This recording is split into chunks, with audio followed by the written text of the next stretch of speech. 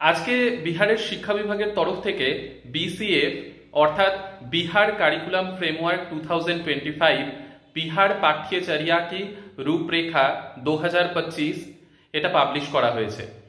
তো এইখানে অনেকগুলো বিষয় নিয়ে আলোচনা করা হয়েছে আর বিহারের শিক্ষা ব্যবস্থাকে কি করে উন্নত করা যাবে এবং বিহারের যে সরকারি স্কুলগুলো রয়েছে সেইখানে কি কি মডিফিকেশন টাইমিংয়ের তা বাদ দিয়েও মানে বিহারের যে গভর্নমেন্ট টিচার যারা তাদের স্যালারি সব কিছু নিয়ে একটা ড্রাফট পাবলিশ হয়েছে। তো সেটা নিয়ে আজকের ভিডিওতে ডিটেলসে ডিসকাস করব, কারণ তোমরা অনেকেই আসতে চলেছো, তোমাদের অনেকের জন্যেই এই বিষয়গুলো জানা খুবই দরকার। তো welcome back to SD canvas to a new video. আমি শুভজিৎ। তো শুরু করছি আজকের আলোচনা, যেটা হচ্ছে কিনা বিহার কারিকুলাম ফ্রেমওয়ার্ক 2025, যেখানে আমাদের পশ্চিমবঙ্গে শিক্ষকদের চাকরি নিয়ে একটা অনিশ্চয়তা এবং মানে আমাদের বাংলায় যেখানে আমরা যেই সময় পড়াশুনো করেছি সরকারি স্কুলগুলো যথেষ্ট মানমর্যাদার সাথে আর যথেষ্ট সুন্দর পড়াশুনো হতো, সেটা আমরা সকলেই জানি। সেই জায়গায় সেই সময় হয়তো বিহারে গভর্নমেন্ট স্কুলগুলোর পরিস্থিতি সেরকম ছিল না, কিন্তু সেই পরিস্থিতি এখন যথেষ্ট সুন্দর হতে চলেছে। আর আগেও আমি তোমাদেরকে বহুবার বলেছিলাম ভিডিওতে যে যে ব্যবস্থা বিহার সরকার নিচ্ছে এটা 10 বছর কন্টিনিউ হলে বিহার যতটা না পিছিয়ে ছিল তার থেকে 10 গুণ এগিয়ে যেতে পারবে। তোমরা অনেকেই স্ট্যাটাস সার্টিফিকেট নিতে এসে সেটা লক্ষ্যও করেছো।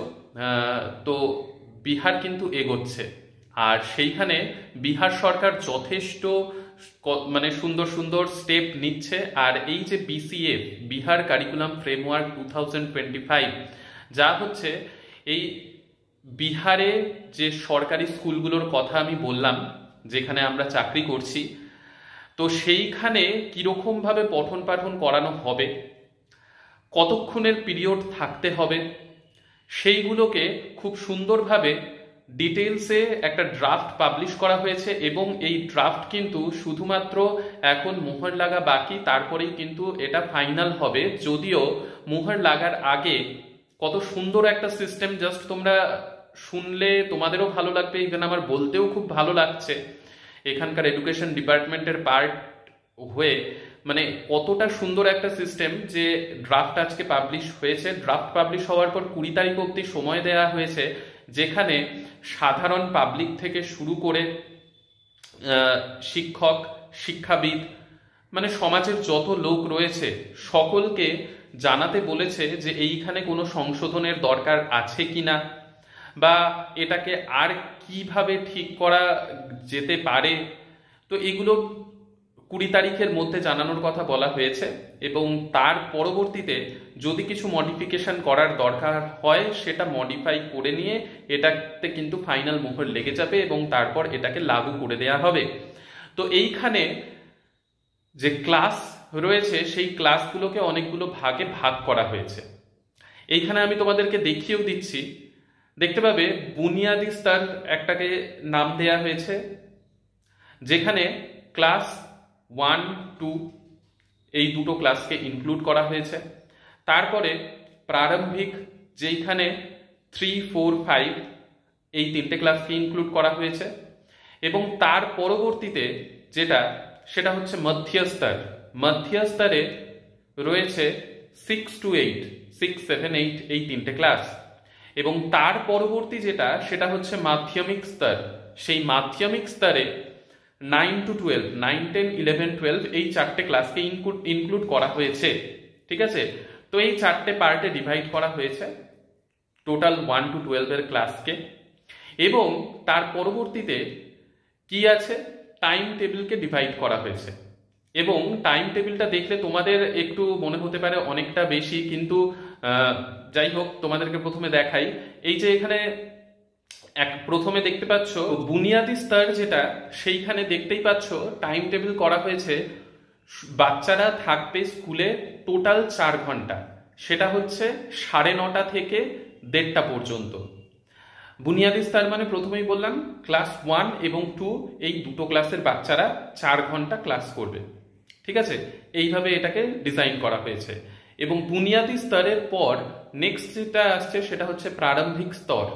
যেই প্রারম্ভিক স্তর যেটার মধ্যে থাকছে 3, 4 আর 5 এই তিনটে ক্লাস।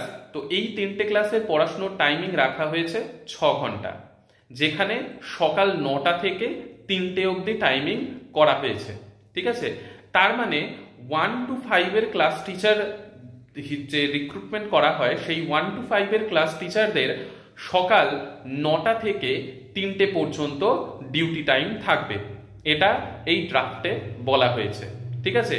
এবং নেক্সট আমরা চলে যাব বাকি যে দুটো স্তর রয়েছে সেই নেক্সট হচ্ছে মধ্যস্তর। মধ্যস্তর বলতে 6, 7, 8 এই তিনটে ক্লাসের বাচ্চারা।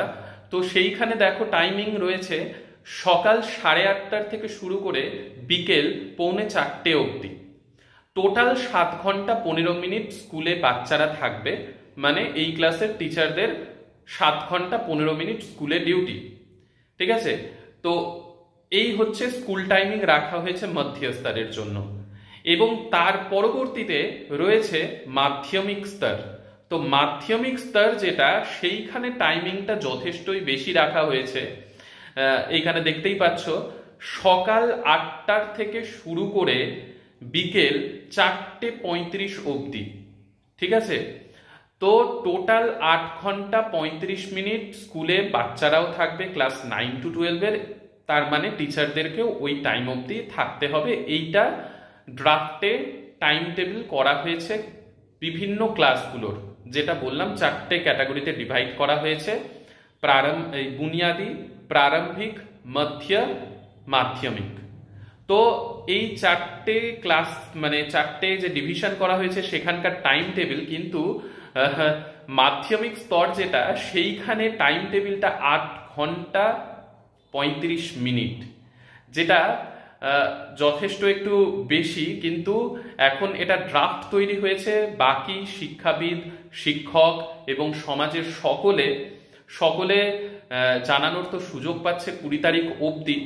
এবং তারপর ফাইনালি কি হচ্ছে সেটাই কিন্তু লাগু হয়ে যাবে বিহারে, এবং সেই অনুযায়ী কিন্তু স্কুলগুলোতে মানে গভর্নমেন্ট স্কুলগুলোতে ক্লাস চলবে। এবং এইখানে আরো একটা জিনিস প্রস্তাবিত হয়েছে, এই ড্রাফটটা তৈরি করা হয়েছে 10 জন সদস্যের একটা কমিটি নিয়ে, যেই কমিটিতে সকলেই যথেষ্ট গণ্যমান্য শিক্ষাবিদরা এই ড্রাফটটা তৈরি করেছেন, অনেক চিন্তাভাবনার মাধ্যমেই তৈরি করেছেন। এখন দেখা যাক ফাইনালি কি হয়। তো তোমাদেরকে তো অবশ্যই জানাবো, তোমরা চ্যানেলের সাথে যুক্ত রয়েছো।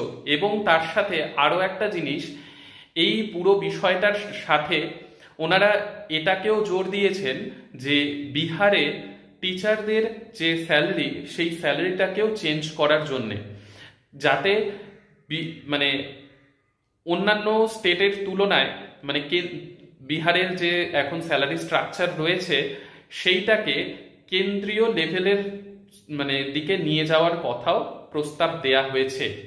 এবার দেখা যাক কি হয়। ফাইনালি মোহর লাগার পর এর মধ্যে কি কি চেঞ্জেস আসে সেটা ফাইনাল হয়ে যাবে 20 তারিখের পর।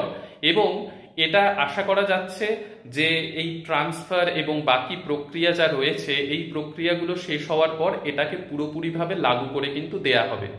তো তোমাদের কি মতামত? তোমাদের এই পুরো বিষয়টা জেনে তোমরা অনেকেই আসতে চলেছো, বিহারের এই টিচিং লাইনের সাথে যুক্ত হতে চলেছো। তো তোমাদের কি মতামত সেটা অবশ্যই কমেন্ট সেকশনে জানিও। তোমাদের কেমন লাগলো? আর অবশ্যই উদ্যোগটা ভালোই, কিন্তু কিছু জায়গায় হয়তো চেঞ্জেসের দরকার অবশ্যই রয়েছে।